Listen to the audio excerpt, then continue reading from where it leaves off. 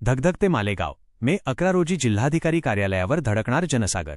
मालेगाव, जिथे न्याय मागायला गेल्यावर जेल मिळते तिथे लोकशाही उरलीये का, असा संतप्त सवाल आज मालेगावातील प्रत्येक अन्यायग्रस्त आदिवासी बांधव विचारत आहे। सोयगावच्या गट नंबर 107 मध्ये जे घडलं ते ऐकून माणुसकीलाही लाज वाटेल। 50 वर्षांचा संसार एका क्षणात उद्ध्वस्त झाला असून उघड्यावर आलेल्या चिमुकल्यांचा एकच प्रश्न आहे, आमचा गुन्हा काय? दहशतीने मातेचा मृत्यू, पण संशयितांना पाझर फुटला नाही। भूमाफियांच्या सततच्या दहशतीमुळे आणि हक्काचे घर डोळ्यादेखत जमीनदोस्त होताना पाहून एका वृद्ध मातेचा मृत्यू झाला। घराचे सुतक असतानाही संशयितांनी माणुसकी दाखवण्याऐवजी पीडितांवरच खोटे गुन्हे दाखल केले। ही केवळ जमिनीची लढाई राहिलेली नाही, तर ही अस्तित्वाची आणि सन्मानाची लढाई बनली आहे। राजकीय द्वेष आणि खोट्या गुन्ह्यांचे सत्र। सामाजिक कार्यकर्ते शेखरदादा पगार यांच्यावर राजकीय द्वेषापोटी वारंवार खोटे गुन्हे दाखल करून त्यांचा छळ केला जात आहे।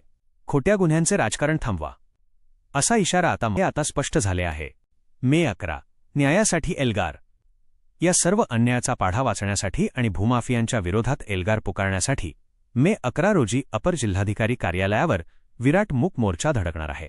हा मोर्चा केवळ शांततापूर्ण नसेल, तर तो प्रशासनाच्या डोळ्यांत जळजळीत अंजन घालणारा असेल। मुख्य इशारे: भूमाफियांचा नंगानाच थांबवा, अन्यथा मालेगाव पेटून उठणार।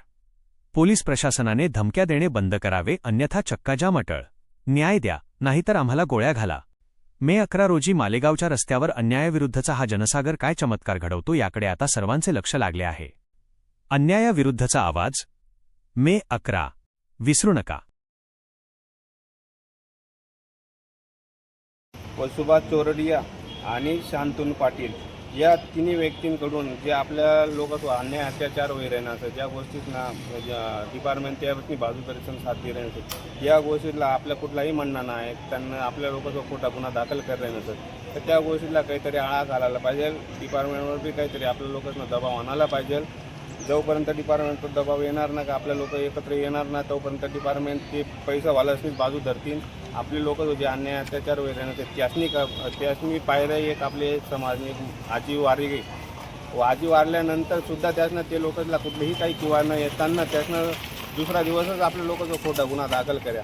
खोटा गुन्हा दाखल केल्यानंतर डिपार्टमेंटकडे जबाब विचारायला जाऊ तर डिपार्टमेंट सांगत का तुम्ही तिथून उठून झाल्यानंतर नाही तर मग तुम्हाला सेंट्रल जेल पाठवून तुम्हाला खोटे गुन्हे दाखल करू, असे उलटा उत्तर दिसन आपल्या लोकांना घाबरवण्याचा प्रयत्न कर रहे नसत। आपल्यावर चेक तारीखला प्रशांत पाटील आणि सुभाष चोरडिया आणि शांतनु पाटील हे वनात रातनी दम दाटी दिद्या आंगाळा बोंगाळा कर्या, तर आम्ही मावशीनं तेवढाच ऐकी की नाही।